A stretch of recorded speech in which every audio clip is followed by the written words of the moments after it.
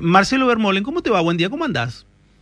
Buen día, Daniel, un placer acompañarlos. Vos sabés, Marcelo, que pensaba un poco en vos porque decía, a ver, ¿qué puede llegar a opinar una persona que está mirando en toda la cuestión de transparencia, todo esto, cuando se da esta clase de paros y vos decís, che, y estos muchachos estuvieron ausentes bastante durante la gestión de Alberto Fernández y es el mismo instrumento por lo que hoy la sociedad demanda? Digo, ¿es verdaderamente canalizador de un malestar que entiendo claramente que existe en la sociedad?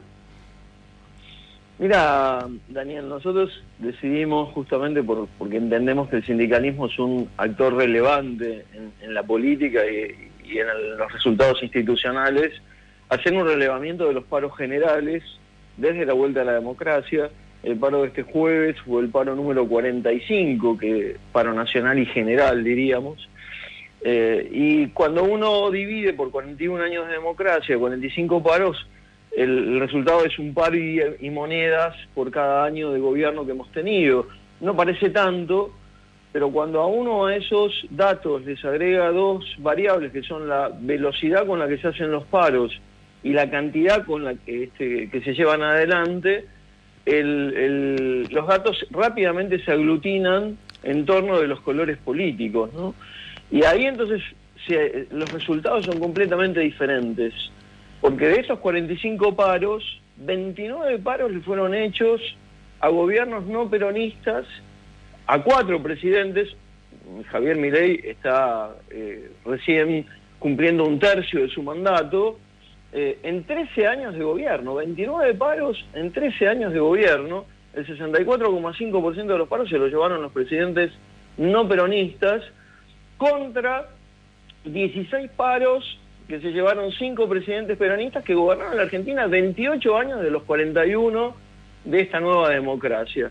La diferencia es abismal, casi le hicieron el doble de paros a los no peronistas en la mitad de tiempo, ¿no? Entonces, este paro de este jueves confirma la tendencia de que el sindicalismo tiene un comportamiento dual, es mucho más hostil, mucho más beligerante, mucho más intolerante con los gobiernos no peronistas, y yo te diría que es amable, tolerante y a veces hasta cómplice con los gobiernos peronistas, ¿no? Y vos mencionabas muy bien a Alberto Fernández, la presidencia del expresidente, porque esa misma cúpula sindical, no otra, esa misma cúpula sindical miró hacia el costado durante 4 años de deterioro económico, de deterioro social, donde también debieron haber defendido los derechos de los trabajadores, y sin embargo, digamos, le regalaron a Alberto Fernández el galardón de irse del poder con la medalla de no haber tenido un solo paro general en su haber, ¿no?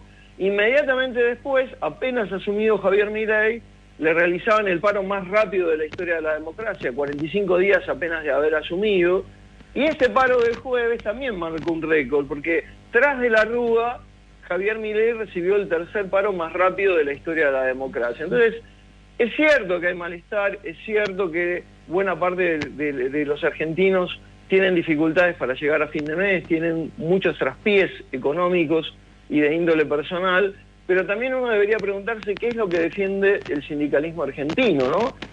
Además de eso, ¿qué defiende tras bambalinas? Y bueno, yo creo que defiende en muchos casos privilegios que han obtenido a lo largo de décadas, negociados que muchas veces involucran a familiares directos. Recordemos que estos caciques sindicales llevan entre 3 y 4 décadas, algunos de ellos en el poder, ¿no?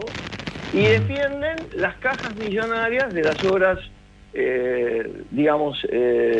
sindicales vinculadas a la salud, ¿no? Entonces, hay mucho para explicar. Yo creo que este paro del jueves logró dos cosas muy importantes. Primero, que el gobierno rompiera con una serie de errores y de daños autoinfligidos, ¿no? Por primera vez pudo poner el malestar en cabeza de otros. El paro generó fastidio, el paro fue de acatamiento dispar. Y por otro lado, la CGT recuperó un poco la dinámica, se despertó de la modorra, porque también le había dado a Javier Milei, después del segundo paro, una tregua, que duró casi un año. Javier Milei tiene en las estadísticas la tolerancia mayor entre un segundo y un tercer paro para un presidente, ¿no? Eso explica la tregua que se rompió el día jueves. Y la verdad que estamos teniendo un mes de abril muy complicado, ¿no?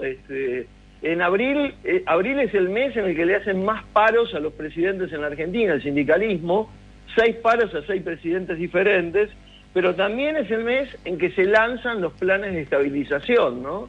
El plan austral, Menem lo lanzó en abril del 91, el plan real, Cardoso lo lanzó en Brasil en abril del 94, es decir, abril parece ser el compendio donde los malos humores de unos y los esfuerzos por controlar los desequilibrios están a la orden del día. Muy interesante el dato del mes de abril. Quizás uno que esté vinculado o mira un poquito la economía te dice, sí, está bien, pero el mes de abril y mayo son meses importantes porque ingresa, por ejemplo, el dinero de la cosecha gruesa. O sea que tendría que ser un buen mes técnicamente, pensando que es un mes o un segundo trimestre en el cual hay un ingreso de flujo de exportaciones.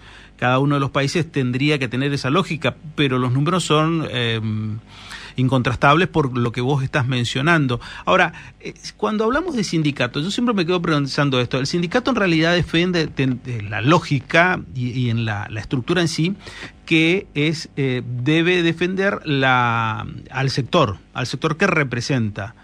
¿Es realmente representativo del sector que representa una CGT así hoy? ¿O se está aprendiendo de un malestar genuino como para decir, yo me enrolo acá como para quedar punta de lanza en cuanto a este reclamo? Yo creo que el sindicalismo ha perdido representatividad, ¿no? Digamos, por esta propia falta de equilibrio, de objetividad, de neutralidad a la hora de llevar adelante paros, ¿no? La sociedad argentina lo ve, lo observa, no se siente tan representada, incluso las nuevas generaciones, ¿no? No sienten que estas viejas políticas, estas viejas herramientas y formas del sindicalismo vetusto los representen. Los jóvenes trabajan con modalidades laborales muy diversas, muy diferentes, no sienten la necesidad de tener un cacique que les represente o los defienda, ¿no? Pero me parece también que el sindicalismo ha cometido muchos errores en los últimos tiempos, tiene una división interna, está dividido, está quebrado también, como la oposición, está atomizado, dividido en dialoguistas y en duros. Por ahora, digamos, recuperaron el manejo de los duros, pero también hay que ver el efecto del plan económico de este cambio que ha sufrido la Argentina esta semana, qué implicancias va a tener para las capas sociales, sobre todo los sectores más postergados, ¿no? Si ese mal humor, si efectivamente hay daño, también lo puede, digamos, capitalizar el sindicalismo, que ya amenazó con que no le va a dar respiro al gobierno y que va a seguir haciéndole paros, ¿no? Entonces, también hay que decirle a la sociedad que en noviembre la CGT tiene elecciones, y por eso digo, estas disputas internas son muy fuertes para ver quién va a quedar manejando el poder a partir de noviembre. Y otro dato interesante es que en este acuerdo con el Fondo Monetario Internacional que Javier Milei anunció y cuyo anuncio se limitó a hablar del cepo y del tema cambiario, se están asumiendo compromisos muy fuertes con el Fondo Monetario que incluyen, entre otras cosas, una reforma jubilatoria y una reforma laboral. En ambos temas va a tener también, van a tener impacto en la sociedad y va a tener reacción la central obrera, ¿no? Claro. En realidad entiendo y veo claramente que cada uno de los puntos, si no se los plantea como debe plantearse, me quedo pensando y diciendo, a ver, si no se plantea tal cual, nunca vamos a cambiar nada. El mundo ha cambiado. Materia laboral, plantear cambios me parece que, como en todos los ámbitos, deben plantearse. Ahora, ¿qué se debe plantear? ¿Qué cosa hacer para que sea más efectivo y dinámico? Me parece que también por ahí pasa una matriz importante de todo esto, ¿no? La verdad que sí. El sindicalismo argentino en general confronta con los gobiernos no peronistas porque son los que empiezan a hablar de reformas, ¿no? Digamos, recordemos a Raúl Alfonsín, que intentó democratizar los sindicatos, sí, con la famosa ley Mucci, le hicieron 13 paros generales. Claro. A todo el peronismo en 28 años de gobierno le hicieron 16. ¿No? Si esto no es una demostración de cómo se comporta el sindicalismo. Bueno, cada vez que un gobierno no peronista plantea reformas en torno a la flexibilización laboral, reformas en cuanto a la democratización de los sindicatos en sí mismos, reforma en cuanto al aporte obligatorio al que están de alguna manera compulgidos, digamos, los afiliados. Bueno, todo eso que significa un cambio del status quo de los actuales sindicalistas lleva, digamos, a una reacción furibunda, claro, ¿no? Me parece, por un lado. Y por el otro, hay que decir, bueno, el mundo está cambiando. Es bueno preguntarse cómo un gobierno, y en este caso el peso está sobre Javier Milei, va a llevar adelante una reforma jubilatoria o una reforma que implique flexibilización laboral en un país que tiene una economía en 40% que está en negro, ¿no? Sí, que ese me parece que es el verdadero y gran desafío, ¿no? Poner esa economía, transparentarla y ponerla dentro del sistema. Marcelo, te mando un abrazo, gracias por estos minutos, como siempre, un gusto escucharte. Un placer acompañarlo. Dale. Gracias. Marcelo Vermeulen, hablando un poco con nosotros sobre esto que ha dejado la semana.